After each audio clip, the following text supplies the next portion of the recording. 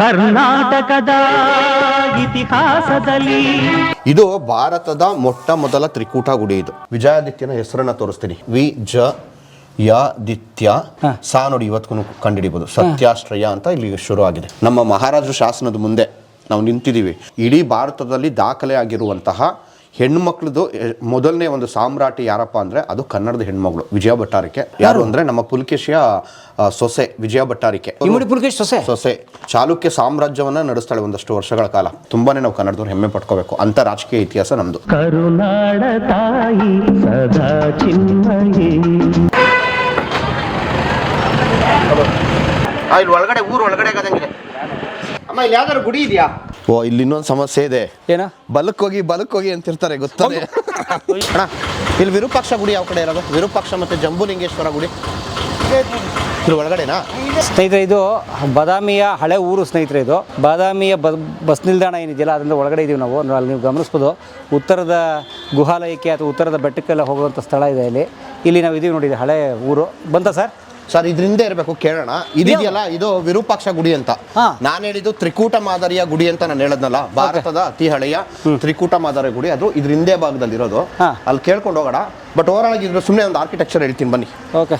So ಈ ವಿರೂಪಾಕ್ಷ ಗುಡಿ ಅಂತ ನಾವೇನು ಮಾತಾಡ್ತಿದೀವೋ, ಹಿಂದೆ ನಮ್ಮ ಕರ್ನಾಟಕದ ಸಾಮ್ರಾಜ್ಯಗಳು ನೋಡಿದ್ರೆ ಅದರಲ್ಲೂ ಕೂಡ ಶೈವ ಧರ್ಮವನ್ನು ಎಲ್ಲೆಲ್ಲಿ ಜಾಸ್ತಿ ಬಳಕೆನಲ್ಲಿದ್ರೋ ಆ ಸಂದರ್ಭದಲ್ಲಿ ವಿರೂಪಾಕ್ಷ ಬಂದು ಕರ್ನಾಟಕದ ಒಂದು ಏನಂತಾರೆ ರಾಯಲ್ ಇದು ದೇವರು, ಅಂದರೆ ರಾಜಮನೆತನದ ದೇವರು. ಉದಾಹರಣೆಗೆ ಈಗ ಹಂಪಿದು ನಾವೇನೋ ಲೆಕ್ಕ ನೋಡಿದ್ರೆ ಅಲ್ಲಿನ ಪ್ರಮುಖ ಗುಡಿ ಯಾವುದು?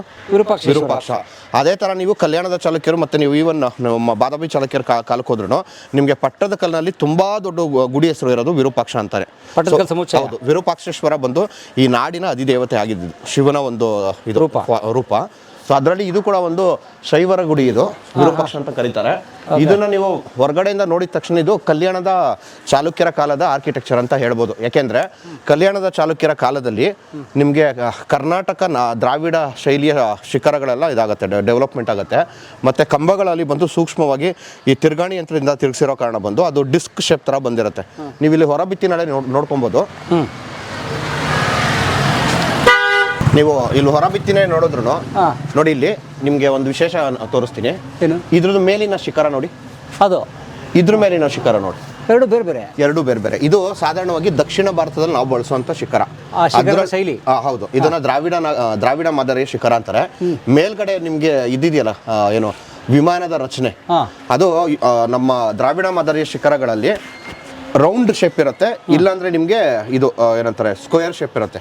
ಸೊ ಇದನ್ನು ಅಥವಾ ಆಕ್ಟಾಗನಲ್ ಇರಬಹುದು. ಇದನ್ನ ನೋಡಿದ್ರೆ ನಿಮ್ಗೆ ಆಕ್ಟಾಗನಲ್ ಇರೋ ರೀತಿ ಇದೆ ಆಕ್ಚುಲಿ. ಸೊ ಇದು ಅದೇ ನೀವು ಇದನ್ನ ನೋಡಿದ್ರೆ ಇದು ಕರ್ವಿ ಲೀನಿಯರ್, ಅಂದ್ರೆ ಈ ತರ ಕರ್ವ್ ತರ ಹೋಗುವಂಥದ್ದು. ಅದನ್ನ ನೀವು ಉತ್ತರ ಭಾರತದ ಶೈಲಿ ಅಂತ ಕರೀತಾರೆ, ಅಂದ್ರೆ ನಾಗರ ಶೈಲಿ ಅಂತ. ಇದರಲ್ಲಿ ಪ್ರಮುಖವಾಗಿ ಇನ್ನೊಂದು ನಾವು ನೋಡ್ಬೇಕಾಗಿರೋದು, ಈಗ ಮುಂದಿನ ಸಂಚಿಕೆಗಳಲ್ಲಿ ನಾನು ಕರ್ನಾಟಕದ ವಾಸ್ತು ಯಾವ ರೀತಿ ಡೆವಲಪ್ ಆಗಿತ್ತು ಅನ್ನೋದ್ರ ಬಗ್ಗೆ ಸಾಕಷ್ಟು ಮಾಹಿತಿನ ಕೊಡ್ತೀನಿ. ಜಸ್ಟ್ ಒಂದು ರೆಫರೆನ್ಸ್ ಆಗಿ ಇದನ್ನ ಏನು ಹೇಳ್ತೀನಿ ಅಂದ್ರೆ, ನಮ್ಮ ಐಹೊಳೆಯನ್ನ ಭಾರತದ ವಾಸ್ತುಶಿಲ್ಪದ ತೊಟ್ಟಿಲು ಅಂತ ಕರೀತಾರೆ. ಭಾರತದ ವಾಸ್ತುಶಿಲ್ಪದ ತೊಟ್ಟಿಲು ಕೊಟ್ಟಿದ್ದು, ಅಥವಾ ಭಾರತದಲ್ಲಿ ಗುಡಿಗಳನ್ನು ಯಾವ ರೀತಿ ಕಟ್ಟಬೇಕು ಅನ್ನೋದನ್ನ ಎಲ್ಲರಿಗೂ ತಿಳಿಸ್ಕೊಟ್ಟ ಜನ ಯಾರು ಅಂದ್ರೆ ನಾವು ಕನ್ನಡದವರು. ಇಡೀ ಭಾರತಕ್ಕೆ ಕೊಡುಗೆಯನ್ನು ಕೊಟ್ಟಿದ್ದೀವಿ. ಯಾಕೆಂದ್ರೆ ಭಾರತದ ಈ ವಾಸ್ತುವಿನಲ್ಲಿ ಪ್ರಮುಖವಾಗಿ 3 ವಿಷಯಗಳು ಬರುತ್ತೆ. ಒಂದು ನಾಗರ ಶೈಲಿ ಅಂತ ಒಂದು ಬರುತ್ತೆ, ಇನ್ನೊಂದು ದ್ರಾವಿಡ ಶೈಲಿ ಅಂತ ಬರುತ್ತೆ, ಇನ್ನೊಂದು ಒಂದು ಫಾಮ್ಸನ ಶೈಲಿ ಅಂತ ಬರುತ್ತೆ. ಈ 3 ಶೈಲಿಗಳನ್ನು ಹುಟ್ಟಾಕಿದೆ ಕರ್ನಾಟಕದ ನೆಲ. ಅದು ಆಮೇಲೆ ಬಂದು ಬೇರೆ ಬೇರೆ ಜಾಗಗಳಿಗೆ ಹೋಗಿ ಅಲ್ಲೆಲ್ಲ ಡೆವಲಪ್ಮೆಂಟ್ ಆಗಿದೆ.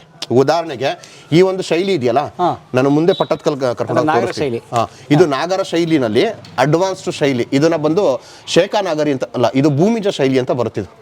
ಇವಾಗ ನಮ್ದು ಬೇಲೂರು ಇದೆಯಲ್ಲ, ಬೇಲೂರಲ್ಲಿ ಇವತ್ತು ಮೇಲ್ಗಡೆ ಉದ್ರೋಗಿದೆ ಗೊತ್ತಲ್ಲ, ಮೇಲ್ಗಡೆ ಏನಿಲ್ಲ. ಬೇಲೂರು ಆಕ್ಚುಲಿ ಈ ಶೈಲಿನಲ್ಲಿ ಕಟ್ಟಿದ ಮೇಲ್ಗಡೆ ಭೂಮಿಜ ಶೈಲಿ ಅಂತ ಕರೀತಾರೆ. ಹೌದು.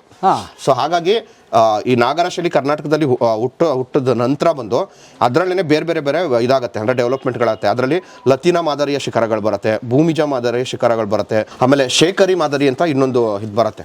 ನಾನು ಇದನ್ನ ಹಾಗೆ ಇದು ಇದೆಯಲ್ಲ, ಇದನ್ನ ಮಿನಿಯೇಚರ್ ಸ್ಕಲ್ಪ್ಚರ್ ಅಂತ ಕರೀತಾರೆ. ಅಂದ್ರೆ ಪರಿಪೂರ್ಣವಾಗಿ ಗುಡಿ ತರ ಕಟ್ಟಿಲ್ಲ, ಆದ್ರೆ ಗುಡಿಯ ಹೊರ ಬಿತ್ತಿನಲ್ಲಿ ಆ ಒಂದು ಶಿಖರ ಮತ್ತೆ ಕಂಬಗಳ ರಚನೆಗಳನ್ನ ಮಾತ್ರ ತೋರಿಸಿದ್ದಾರೆ. ಮಿನಿಯೇಚರ್ ಅಂದ್ರೆ small version or model version. Correct. ಇದರಲ್ಲಿ ನಿಮ್ಗೆ ಇಲ್ಲಿ ಭೂಮಿಜ ಶೈಲಿಯ ಒಂದು ಶಿಖರನ ಇದು ಮಾಡಿದ್ದಾರೆ. ಇದು ಕರ್ನಾಟಕ ದ್ರಾವಿಡ. ಈ 2 ಡೆವಲಪ್ಮೆಂಟ್ಗಳು ಹೆಚ್ಚಾಗಿ ನಿಮ್ಗೆ ಕಂಡು ಬರೋದು ಕಲ್ಯಾಣದ ಚಾಲುಕ್ಯರ ಕಾಲದಲ್ಲಿ. ಮತ್ತು ಈ ವಾಸ್ತುಶಿಲ್ಪಗಳನ್ನ, ದೇವಾಲಯ ವಾಸ್ತುಶಿಲ್ಪ ರಚನೆ ಶೈಲಿಗಳನ್ನ ಭಾರತಕ್ಕೆ ಕಲಿಸಿದೆ ಕನ್ನಡಿಗರು. ನಿರ್ವಿವಾದ. ಯಾಕೆಂದರೆ ನೀವು ಹೇಳಿದ್ನಲ್ಲ, ಭಾರತದಲ್ಲಿ ಯಾವ್ದಾದ್ರು ಒಂದು ಭಾಗದಲ್ಲಿ 3 ರಚನೆಗಳನ್ನು, ಈಗ ಫಾಮ್ಸನ ಅಂದೆ, ನಾಗರ ಅಂದೆ ಮತ್ತು ದ್ರಾವಿಡ, ಈ 3 ರಚನೆಗಳನ್ನು ಒಂದೇ ಒಂದು ಜಾಗದಲ್ಲಿ ನೋಡೋಕ್ಕಾಗೋದು ಅತಿ ಹಳೆಯ ಏನಂತಾರೆ ಶೈಲಿ.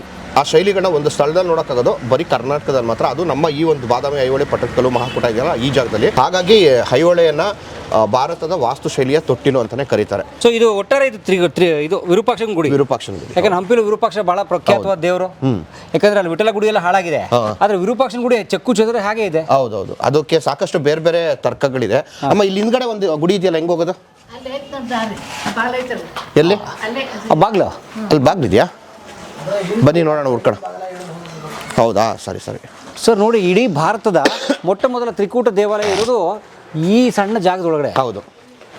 ಸ್ಥಳೀಯರಿಗೆ ಇದ್ರ ಮಹತ್ವನೂ ಗೊತ್ತಿಲ್ಲ, ಮತ್ತೆ ಸರ್ಕಾರಗಳಿಗೆ ಬೇಡವಾಗಿದೆ ಈ ವಿಷಯಗಳು.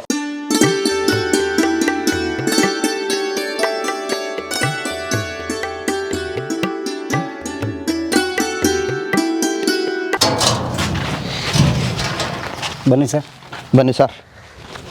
ಎಕ್ಸೈಟ್ ಆಗಿದ್ದೀರಾ? ತುಂಬಾ ಭಾರತದ ಮೊಟ್ಟ ಮೊದಲ ತ್ರಿಕೂಟ ಮಾದರಿಯ ಗುಡಿಯನ್ನ ಇವಾಗ ನಿಮ್ಗೆ ತೋರಿಸ್ತಾ ಇದ್ದೀನಿ. ಓಕೆ. ಹಾಗೆ ಏನಿದು ತ್ರಿಕೂಟ ಅಂದ್ರೆ ಅದ್ರ ಬಗ್ಗೆ ಎಲ್ಲ ಒಂದಷ್ಟು ಸಮಗ್ರವಾಗಿ ಮಾಹಿತಿ ಕೊಡ್ತೀನಿ. ಓಕೆ. ಏನು ತ್ರಿಕೂಟ ದೇವಾಲಯ ಅಂತಂದ್ರೆ ಏನು ಸರ್? ತ್ರಿಕೂಟ. ಓಕೆ. ಸೊ ಬೇಸಿಕಲಿ ಅಂದ್ರೆ ಒಂದು ಸ್ಟ್ರೈನ್ ಅಥವಾ ಒಂದು ಗರ್ಭಗುಡಿ ಇದ್ದು ಅದ್ರ ಮೇಲೆ ಏನಾದ್ರು ಶಿಖರ ಇದ್ರೆ ಅದನ್ನ ಏಕಕೂಟ ಮಾದರಿಯ ಗುಡಿ ಅಂತೀವಿ. ಉದಾಹರಣೆಗೆ ಈಗ ಕರ್ನಾಟಕದ ನಮ್ಮ ಬೇಲೂರು ಇದೆಯಲ್ಲ, ಬೇಲೂರಲ್ಲಿ ಚೆನ್ನಕೇಶ್ವರ ಇರೋದು ಕರೆಕ್ಟಾ, ಒಂದೇ ಡಿಎಟಿ, ಅಲ್ಲಿ ಬೇರೆ ಯಾವುದೂ ಇಲ್ಲ. ಬೇಲೂರಲ್ಲಿ ಚೆನ್ನಕೇಶ್ವರ ಒಂದೇ. ಇವತ್ತಿಗೆ ಇದಿಲ್ಲ, ಶಿಖರ ಹೊರಟೋಗಿದೆ. ಬಟ್ ಅದು ಏಕಕೂಟ ಗುಡಿ, ಯಾಕೆಂದ್ರೆ ಒಂದೇ ಗರ್ಭಗುಡಿ ಇದೆ. ಇವತ್ತಿಗೆ ಇದು ನಾಶ ಆಗಿದೆ. ಯಾವುದು ಇದು ಶಿಖರ ನಾಶ ಆಗಿದೆ. ಹಾಗೆ ನೀವು ನೋಡಿದ್ರೆ ಹಳೇಬೀಡಿನಲ್ಲಿ ಇರುವಂತಹ ಗುಡಿ ಇದೆಯಲ್ಲ, ಅದು ದ್ವಿಕೂಟ ಮಾದರಿಯ ಗುಡಿ. ಏನು ದ್ವಿಕೂಟ ಮಾದರಿಯ ಗುಡಿ ಅಂದ್ರೆ 2 ಇದಿರೋಂಥದ್ದು ಗರ್ಭಗುಡಿ, ಮತ್ತೆ 2 ಗರ್ಭಗುಡಿಗೂ ಒಂದೇ ಹಾಲ್ ಇರುತ್ತೆ. ಕಾಮನ್ ಆಗಿ ಒಂದೇ ಹಾಲು, 2 ಗರ್ಭಗುಡಿ ಇರುತ್ತೆ, ಅದ್ರ ಮೇಲೆ 2 ಶಿಖರ ಇರುತ್ತೆ. ಇವತ್ತಿಗೆ ನಮ್ಮ ಹಳೇಬೀಡಿನಲ್ಲೂ ಕೂಡ ಶಿಖರ ಇಲ್ಲ. ಆದರೆ ನೀವು ಅಲ್ಲಿ ನೋಡೋಕ್ಕಾಗೋದು ಹೊಯ್ಸಳೇಶ್ವರ ಮತ್ತು ಸಾಂತಲೇಶ್ವರ ಅಂತ 2 ಮೇಜರ್ ಡಿಎಟಿ, ಕರೆಕ್ಟ್ ಅಲ್ಲ, ದೇವತೆಗಳು. ಹಾಗೆ ತ್ರಿಕೂಟ ಗುಡಿ ಅಂದರೆ 3 ಜನ, ಅಂದರೆ 3 ಡಿಎಟಿ ಅಥವಾ 3 ಗರ್ಭಗುಡಿ, 3 ಮೇಲ್ಗಡೆಗದಂಗೆ ಇದಿರಬೇಕು, ಏನೋ ಶಿಖರ ಇರಬೇಕು. ಅನ್ಫಾರ್ಚುನೇಟ್ಲಿ ಇವತ್ತಿಗೆ ಶಿಖರ ಈ ದೇವಸ್ಥಾನದ್ದು ಉದುರೋಗಿದೆ. ಅಯ್ಯೋ. ಇದು ಇಲ್ಲಿ ಇದ್ರದ್ದು ನಾನು ಆಮೇಲೆ ಹೇಳ್ತೀನಿ. 4ನೇದು ಇನ್ನೊಂದು ಚತುಷ್ಕೂಟ ಗುಡಿ ಅಂತ ಬರುತ್ತೆ. ಚತುಷ್ಕೂಟ ಗುಡಿ ಅಂದರೆ ಇವತ್ತಿಗೆ ನಮ್ಮ ಹಾಸನ ಜಿಲ್ಲೆಯ ದೊಡ್ಡ ಗದ್ದವಳ್ಳಿನಲ್ಲಿ ಇರುವಂತಹ ಲಕ್ಷ್ಮಿ, ಏನು ದೊಡ್ಡ ಗದ್ದವಳ್ಳಿ ಮಹಾಲಕ್ಷ್ಮಿ ದೇವಸ್ಥಾನ ಅಂತಾರ, ಅದು ಚತುಷ್ಕೂಟ ಗುಡಿ. ಅದು ಅದರಲ್ಲಿ 4 ಗರ್ಭಗುಡಿ ಇದೆ. ಈಶ್ವರ, ಕಾಳಿ, ವಿಷ್ಣು ಮತ್ತೆ ಲಕ್ಷ್ಮಿ ಈ ತರ ಇದೆ. ಸೊ ತ್ರಿಕೂಟ ಅಂದ್ರೆ 3 ಗರ್ಭಗುಡಿಗಳನ್ನ ಇದ್ದು 3 ಶಿಖರ ಇದ್ರೆ ಅದನ್ನ ತ್ರಿಕೂಟ ಅಂತಾರೆ. ಅದಕ್ಕೆ ಎಕ್ಸಾಂಪಲ್ ಯಾವುದು ಅಂದ್ರೆ ನಮ್ಮ ಸೋಮನಾಥ್ಪುರದಲ್ಲಿ ಇದೆಯಲ್ಲ, ಸೋಮನಾಥ್ಪುರ. ಹೌದು, ಆ ಒಂದು ಗುಡಿನಲ್ಲಿ ನೀವು ನೋಡಿದ್ರೆ ವೇಣುಗೋಪಾಲ, ಜನಾರ್ದನ ಮತ್ತು ಕೇಶವ ಈ 3 ಇರೋದು. ಚತುಷ್ಕೂಟ ಗುಡಿಗಳಲ್ಲಿ ಹಾಸನದಲ್ಲಿರುವಂತಹ ದೊಡ್ಡ ಗದ್ದವಳ್ಳಿಯಲ್ಲಿರುವಂತಹ ಮಹಾಲಕ್ಷ್ಮಿ ದೇವಸ್ಥಾನ ಇದೆಯಲ್ಲ, ಅದು ಚತುಷ್ಕೂಟ ಗುಡಿ. ಅದರಲ್ಲಿ 4 ಗರ್ಭಗುಡಿಗಳು ಮತ್ತು 4 ಶಿಖರ ಇದೆ. ಅಲ್ಲಿರುವಂಥ ದೇವತೆ ಯಾವುದಪ್ಪ ಅಂದರೆ ವಿಷ್ಣು ಮತ್ತು ಲಕ್ಷ್ಮಿ, ಶಿವ ಮತ್ತು ಕಾಳಿ ಇಷ್ಟು ಬರುತ್ತೆ. ಅದೇ ಥರ ನಿಮಗೆ ಪಂಚಕೂಟ ಅಂತ ನೀವು ಲೆಕ್ಕ ಹಾಕಿದ್ರೆ ನಮಗೆ ಶ್ರವಣ ಬೆಳಗೊಳದ ಹತ್ರ ಒಂದು ಕಂಬದ ಹಳ್ಳಿ ಅಂತ ಒಂದು ಊರಿದೆ. ಆ ಕಂಬದ ಹಳ್ಳಿನಲ್ಲಿ ಇರುವಂಥದ್ದು ಪಂಚಕೂಟ ಬಸದಿ, ಅದು ಜೈನ ಬಸದಿ. ಸೊ ಅದು ಬಿಟ್ಟು ನಿಮಗೆ ಇದೇ ಥರ ಕಂಟಿನ್ಯೂ ಆದರೆ ನಿಮಗೆ 9 ಇರುವಂಥದ್ದು ಲೆಕ್ಕ ಹಾಕಿದ್ರೆ ನಮಗೆ ಕುಕ್ನೂರು ಅಂತ ಇದೆಯಲ್ಲ, ಕೊಪ್ಪಳ ಜಿಲ್ಲೆಯ ಕುಕ್ನೂರಲ್ಲಿ ರಾಷ್ಟ್ರಕೂಟರು ಕಟ್ಟಿರೋಂತಹ ನವಲಿಂಗೇಶ್ವರ ಗುಡಿ ಅಂತ ಏನಿದೆಯಲ್ಲ, ಅದು ಬಂದು ನಿಮಗೆ 9 ಕೂಟಗಳು ಅಥವಾ ಏನಂತಾರೆ 9 ಗುಡಿಗಳು ಇರುವಂತಹ ಒಂದು ಇದು. 9 ಶೈವ ದೇವಾಲಯಗಳು ಇರೋದ್ರಿಂದನೇ ಇದಕ್ಕೆ ನವಲಿಂಗೇಶ್ವರ ದೇವಾಲಯ ಅಂತ ಅಂತಿದ್ದಾರೆ. 9 ಗರ್ಭಗೃಹಗಳು, 9 ನವರಂಗ, 9 ಸಭಾ ಮಂಟಪ, ಮುಂದೆ ನಾವು ನೋಡೋಣ. ಹೀಗೆ 9 ದೇವಸ್ಥಾನಗಳನ್ನು ಒಂದೇ ಟೆಂಪಲ್ ಕಾಂಪ್ಲೆಕ್ಸ್ನಲ್ಲಿ ಹೊಂದಿರುವಂಥ ಬಹಳ ಒಂದು ಉತ್ತಮವಾದಂಥ ವಿಶಿಷ್ಟವಾದ ದೇವಸ್ಥಾನಕ್ಕೆ ನಾವು ಹೋಗ್ತಾ ಇದ್ದೀವಿ. 9 ಗರ್ಭಗುಡಿ, 9 ಶಿಖರ, 9 ಶಿಖರ ಇರುವಂಥದ್ದು.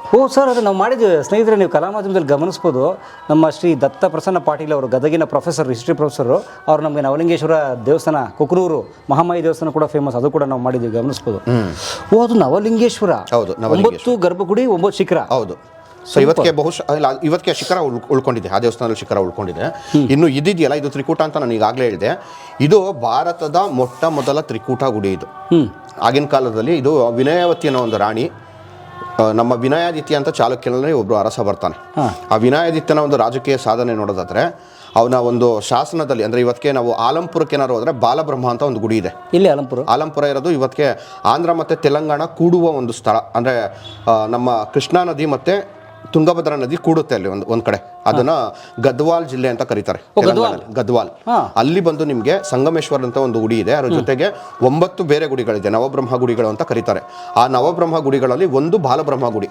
ಆ ಬಾಲಬ್ರಹ್ಮ ಗುಡಿನಲ್ಲಿ ಒಂದು ಶಾಸನ ಹಾಕ್ಸಿದ್ದಾರೆ.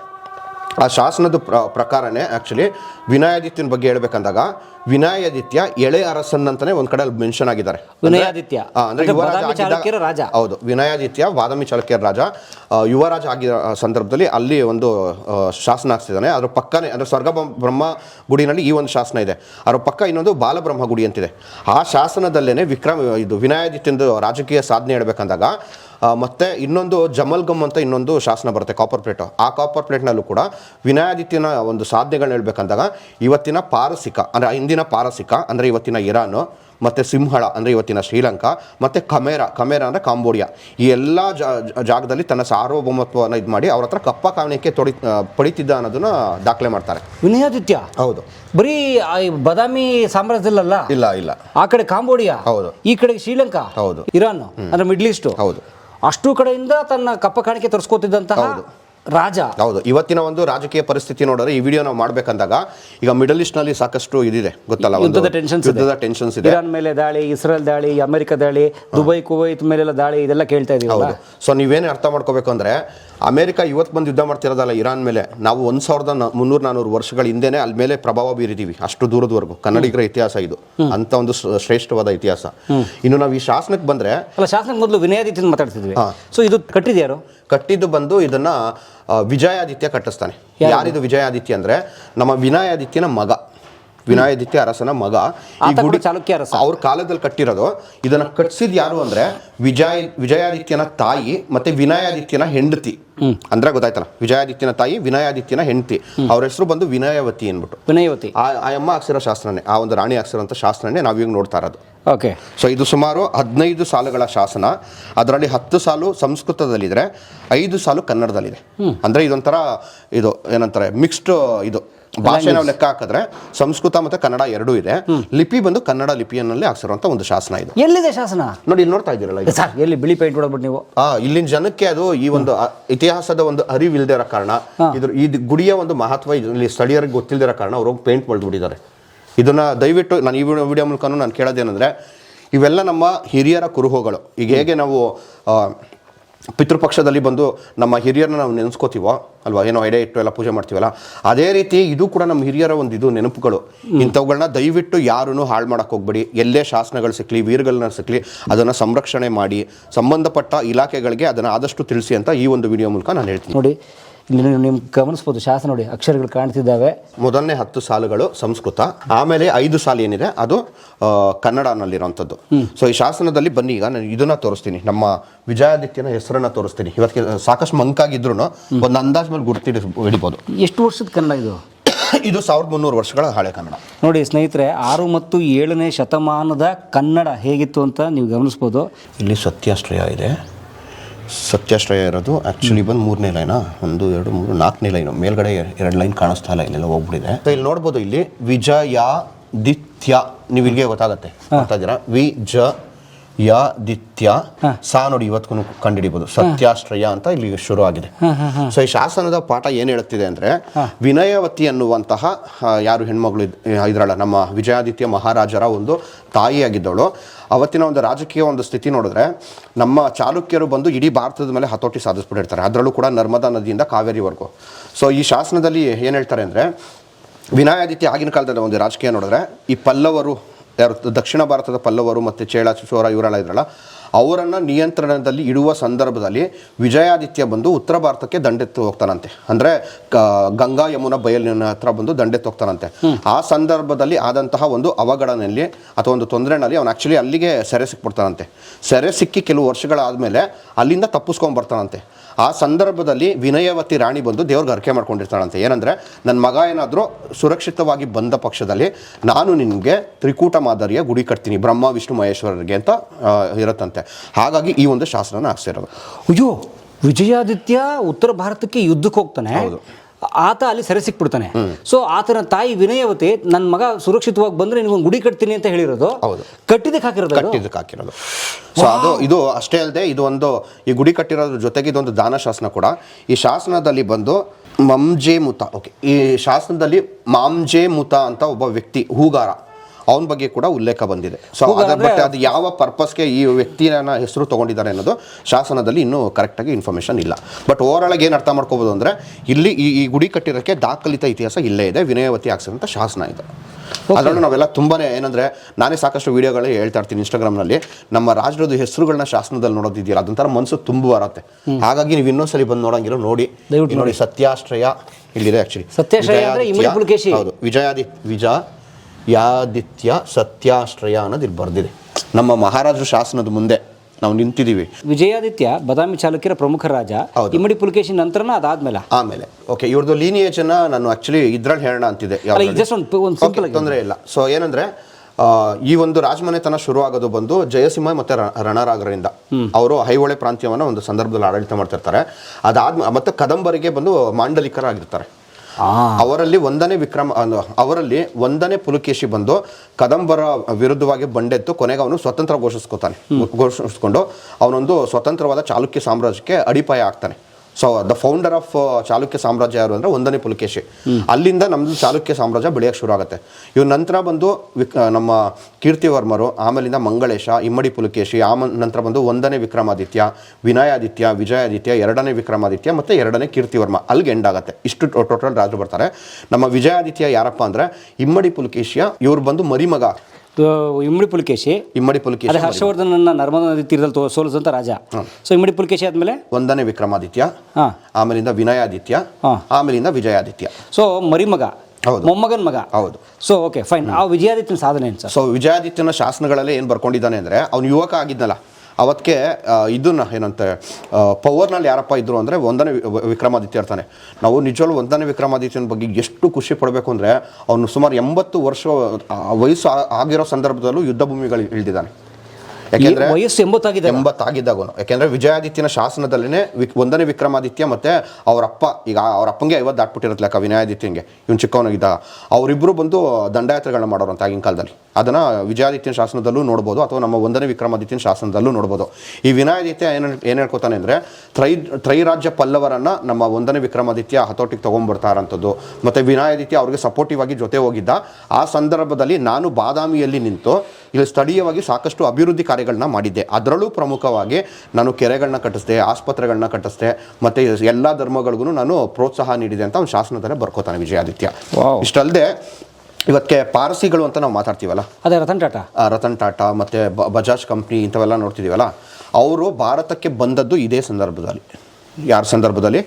ನಮ್ಮ ವಿಜಯಾದಿತ್ಯನ ಸಂದರ್ಭದಲ್ಲಿ. ಏಕೆಂದರೆ ಅವತ್ತಿಗೆ ಇರಾನ್ನಲ್ಲಿ ಬಂದು ತುಂಬಾ ದೊಡ್ಡ ಸಮಸ್ಯೆ ಇರುತ್ತೆ. ಇವತ್ತಿಗೆ ನಾವು ಇರಾನ್ ಅಂತ ನಾವೇನು ನೋಡ್ತಾ ಇದ್ದೀವೋ ಅದು ಹಿಂದೆ ಪರ್ಷಿಯಾ ದೇಶ ಆಗಿತ್ತು. ಅಲ್ಲೊಂದು ಸಾಮ್ರಾಜ್ಯ ಇರುತ್ತೆ, ಸಸನಿಡ್ ಸಾಮ್ರಾಜ್ಯ ಅಂತ.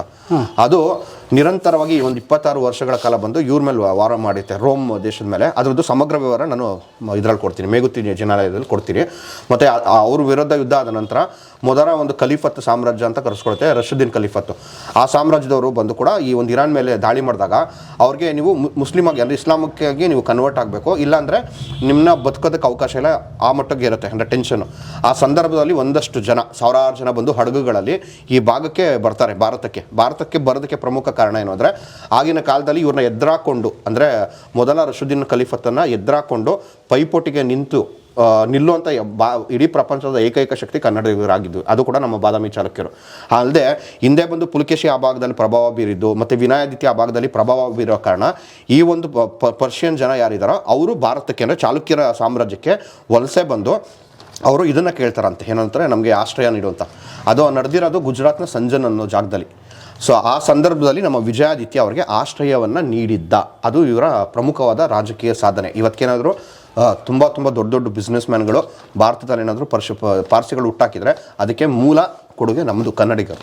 ಉದಾಹರಣೆಗೆ ರತನ್ ಟಾಟಾಸ್ ಫ್ಯಾಮಿಲಿ ಭಾರತಕ್ಕೆ ಬಂದು ನಂತರ Jamshed Tata company, steel company ಇತ್ಯಾದಿ ಎಲ್ಲ ಕಟ್ಟಿದ್ರಲ್ಲ. ಸೊ ಅವ್ರ ಮೂಲ ಬಂದಿದ್ದು ಈಗ 1300-1400 ವರ್ಷಗಳ ಹಿಂದೆ ವಿಜಯಾದಿತ್ಯನ ಕಾಲದಲ್ಲಿ. ಹೌದು. ಫ್ರಮ್ ಇರಾನ್ ಅಂದ್ರೆ ಫ್ರಮ್ ಮಿಡ್ಲ್ ಈಸ್ಟ್, ಹೌದು. ಪರ್ಷಿಯನ್ ಸ್ಟೇಟ್ಸ್ ಇಂದ. ಹೌದು. ಆದ್ರೆ ಪಾರ್ಸಿಗಳು, ಈಗ ಉದಾಹರಣೆ ಟಾಟಾಸ್ ಇದಾರಲ್ಲ, ಪಾರ್ಸಿಗಳು ಅವ್ರು ಮೊದಲು ಅಲ್ಲಿ ಇರಾನ್ನಲ್ಲಿ ಮುಸ್ಲಿಮ್ಸ್ ಆಗಿದ್ರು ಅವರು. ಇಲ್ಲ, ಅಲ್ಲಿ ಹಿಂದೆ ಬಂದು ಜೊರಾಸ್ಟ್ರಿಯನ್ ಧರ್ಮ ಅಂತ ಕರೀತಾರೆ. ಇತ್ತೀಚೆಗೆ ಕೆಲವರು ಅಂದ್ರೆ ಪಾರ್ಸಿ ಧರ್ಮ ಅಂತ ಬೇಸಿಕಲಿ ಬಳಸ್ತಾರೆ. ಅವರು ಅಗ್ನಿಯ ಆರಾಧಕರು, ಬೇಸಿಕಲಿ ಅಗ್ನಿನ ಪೂಜೆ ಮಾಡ್ತಾರೆ, ಅಂದರೆ ಜೊರಾಸ್ಟ್ರಿಯನ್ ಧರ್ಮ. ಈ ಜೊರಾಸ್ಟ್ರಿಯನ್ ಧರ್ಮ, ಈಗ ನೀವು ಪ್ರಪಂಚದ ಧರ್ಮಗಳು ನೋಡಿದ್ರೆ ಒಂದು ಅಬ್ರಹಾಮಿಕ್ ಧರ್ಮ, ಇನ್ನೊಂದು ನಾನ್ ಅಬ್ರಹಾಮಿಕ್ ಧರ್ಮ ಅಂತ ಬರುತ್ತೆ. ಅಬ್ರಹಾಮಿಕ್ ಅಂದರೆ ಅಬ್ರಹಾಮಿಂದ ಹುಟ್ಟಿದಂಥ ಧರ್ಮಗಳು. ಅದು ಯಾವುದು ಅಂದರೆ ಜುಡಾಯಿಸಮ್ ಮತ್ತು ಕ್ರಿಶ್ಚಿಯಾನಿಟಿ, ಇಸ್ಲಾಂ. ಇದು ನಾನ್ ಅಬ್ರಹಾಮಿಕ್ ಅಲ್ಲ, ಅಬ್ರಹಾಮಿಕ್ ಇದು ಧರ್ಮಗಳು. ಇದ್ರ ಆಚೆಗೆ ಬಂದು ಅಂದರೆ ಇವರು ಏಕದೇವೋಪಾಸನೆ ಮಾಡ್ತಾರೆ, ಒಂದು ಗಾಡ್. ಅದು ಬಿಟ್ಟು ಇನ್ನೊಂದು ಧರ್ಮ ಬಂದು ಇವ್ರನ್ನ ಒಪ್ಕೊಳ್ಳಲ್ಲ. ಅದರಲ್ಲಿ ವೈದಿಕ ಧರ್ಮ, ನಮ್ಮ ಹಿಂದೂ ಧರ್ಮ ಅಂತ ನಾವು ಹೇಳ್ತೀವಲ್ಲ, ಅದ್ರ ಜೊತೆಗೆ ಇದು ನಮ್ಮ ಜೊರಾಸ್ಟ್ರಿಯನ್ ಧರ್ಮ ಅಂತ ನಾನು ಇವಾಗ ಏನು ಹೇಳಿದ್ನೋ ಆ ಧರ್ಮವು ಕೂಡ ನಾನ್ ಅಬ್ರಾಹ್ಮಿಕ್ ಧರ್ಮಗಳಲ್ಲಿ ಒಂದಾಗಿರುತ್ತೆ. ಸೊ ಆ ಧರ್ಮವನ್ನು ಪಾಲಿಸ್ತಿರ್ತಾರೆ. ಬೇಸಿಕಲಿ ಅವರು ಅಗ್ನಿಯ ಆರಾಧಕರು. ಸೂಪರ್. ಸೊ ಇಲ್ಲಿ ವಿನಯವತಿ ಹಾಕ್ಸಿದ ಶಾಸನ ಇದೆ, ಅಂದರೆ ವಿಜಯಾದಿತ್ಯನ ತಾಯಿ. ಹೌದು ನೋಡಿ, ಆಗ ಹೆಣ್ಮಕ್ಳು ಅಂದರೆ ಕ್ವೀನ್ಸ್, ರಾಣಿಯರು ಕೂಡ ಒಂದು ಗತ್ತಿತ್ತು. ಹೌದೌದು. ಸೊ ಹಾಗಾಗಿ ನೀವು ಇದನ್ನು ಕೇಳಿದ್ರಿ ಅಂತಲೇ ಹೇಳ್ತೀನಿ. ಇಡೀ ಭಾರತದಲ್ಲಿ ಮೊಟ್ಟ ಮೊದಲ ಒಂದು ಹೆಣ್ಣು ಸಾಮ್ರಾಟೆ ಯಾರು ಅಂದರೆ ಅದು ಕನ್ನಡ ನೆಲದಲ್ಲೇ ಹುಟ್ಟಿದ್ದು. ಯಾರು ಅಂದರೆ ನಮ್ಮ ಪುಲಕೇಶಿಯ ಸೊಸೆ ವಿಜಯ ಭಟ್ಟಾರಿಕೆ. ಯಾವಾಗ ಪಲ್ಲವರು ಪುಲಕೇಶಿ ಸೊಸೆ ಚಾಲುಕ್ಯ ಸಾಮ್ರಾಜ್ಯವನ್ನು ನಡೆಸ್ತಾಳೆ ಒಂದಷ್ಟು ವರ್ಷಗಳ ಕಾಲ. ಯಾಕೆ ರಾಜರಿಲ್ವಾ? ಅವತ್ತಿಗೆ ಪುಲಕೇಶಿ ಹತ ಆಗಿರ್ತಾನೆ. ಪುಲಕೇಶಿ ಇದು ಕಂಡೀಷನ್ ತುಂಬ ಪಲ್ಲವರು ದಾಳಿ ಮಾಡಿರ್ತಾರಲ್ಲ, ದಾಳಿ ಮಾಡಿದ ಸಂದರ್ಭದಲ್ಲಿ ಬಾದಾಮಿನ ಇಟ್ಕೊಂಡ್ಬಿಟ್ಟಿರ್ತಾರೆ ಅವರು. ಆ ಸಂದರ್ಭದಲ್ಲಿ ಚಾಲುಕ್ಯರ ಉತ್ತರ ಭಾಗ ಅಂತ ಏನಿದೆಯಲ್ಲ, ಇವಾಗ ನಾವೇನು ಗುಜರಾತು, ಮಧ್ಯಪ್ರದೇಶ ಈ ಭಾಗಗಳು, ಮಹಾರಾಷ್ಟ್ರ ಈ ಭಾಗಗಳು, ಆ ಭಾಗಗಳಿಗೆಲ್ಲವನ್ನು ಈ ಹೆಣ್ಮಗಳು ಯಾರು ನಮ್ಮ ವಿಜಯ ಭಟ್ಟಾರಿಕೆ ಆಡಳಿತ ಮಾಡೋದು. ಸೊ ಇಡೀ ಭಾರತದಲ್ಲಿ ದಾಖಲೆ ಆಗಿರುವಂತಹ ಹೆಣ್ಮಕ್ಳದ್ದು ಮೊದಲನೇ ಒಂದು ಸಾಮ್ರಾಟಿ ಯಾರಪ್ಪ ಅಂದರೆ ಅದು ಕನ್ನಡದ ಹೆಣ್ಮಗಳು ವಿಜಯ ಭಟ್ಟಾರಿಕೆ. ತುಂಬಾ ನಾವು ಕನ್ನಡದವ್ರು ಹೆಮ್ಮೆ ಪಡ್ಕೋಬೇಕು ಅಂತ ರಾಜಕೀಯ ಇತಿಹಾಸ ನಮ್ಮದು. ಯಪ್ಪ, ಸೂಪರ್. ದಯವಿಟ್ಟು ನನ್ನ ಮತ್ತೊಮ್ಮೆ ಮನವಿ, ಇಲ್ಲಿರೋ ಕಾಲಿಗೆ ಬಿದ್ದು ಕೇಳ್ಕೊತೀನಿ, ಯಾರೇ ಆಗಿರಲಿ ಅದು ತಪ್ಪು ತಿಳ್ಕೊಬೇಡಿ. ಇದು ರಿಕ್ವೆಸ್ಟ್, ಇದು ನಿಮ್ಮ ಬೇಡಿಕೆ. ಸುಣ್ಣ ಪಣ್ಣ ಎಲ್ಲ ಹೊಡಿಬೇಡಿ ಪ್ಲೀಸ್, ಅಂಥವೆಲ್ಲ ಮಾಡಬೇಡಿ. ನೋಡಿ, ಒರಿಜಿನಲ್ ಕಲ್ಲಿನ ರೂಪದಲ್ಲಿ ಬಿಡಿ. ತಜ್ಞರು, ಶಾಸನ ತಜ್ಞರು, ಓದುವವರು, ಇತಿಹಾಸ ಆಸಕ್ತರು ಬರ್ತಾರೆ. ನೀವು ಸುಣ್ಣ ಹೊಡೆದ್ಬಿಟ್ಟು ಅದನ್ನ ಹಾಳು ಮಾಡಬೇಡಿ ಪ್ಲೀಸ್. ಈ ವಿಡಿಯೋ ನೋಡೋದಕ್ಕೆ ನಿಮಗೆ ತುಂಬ ಧನ್ಯವಾದ. ಕರ್ನಾಟಕ ಬಲ ಕನ್ನಡ ಟೀ ಶರ್ಟ್ಗಳಿಗಾಗಿ ಈ ಕೆಳಗಿನ ನಂಬರ್ಗೆ ಸಂಪರ್ಕಿಸಿ ಅಥವಾ ವೆಬ್ಸೈಟ್ಗೆ ಲಾಗಿನ್ ಆಗಿ. ಶುಭವಾಗಲಿ. ಜೈ ಕನ್ನಡಾಂಬೆ. ಕಲಾ ಮಾಧ್ಯಮದ ಎಲ್ಲ ಎಪಿಸೋಡುಗಳು ನಿಮಗೆ ಸಿಗಬೇಕು ಅಂತಂದ್ರೆ ಕಲಾ ಮಾಧ್ಯಮ ಯೂಟ್ಯೂಬ್ ಚಾನೆಲ್ನ ಸಬ್ಸ್ಕ್ರೈಬ್ ಮಾಡಿ, ಬೆಲ್ ಐಕಾನ್ನ ಕ್ಲಿಕ್ ಮಾಡಿ, ತಪ್ಪದೇ ಮಾಡಿ. ವಿಡಿಯೋ ನೋಡೋದಕ್ಕೆ ನಿಮಗೆ ತುಂಬ ಧನ್ಯವಾದಗಳು. ಪುಸ್ತಕಗಳನ್ನು ಓದು ಮನಸ್ಸನ್ನು ಅರಳಿಸುತ್ತೆ, ಬುದ್ಧಿಯನ್ನು ಚುರುಕು ಮಾಡುತ್ತೆ, ಕಾಣದ ಹೊಸ ಲೋಕವನ್ನು ಪರಿಚಯಿಸುತ್ತೆ. ಹಾಗಾಗಿ ಓದುವ ಸಂಸ್ಕೃತಿ ಹೆಚ್ಚಾಗ್ಲಿ. ಧನ್ಯವಾದ.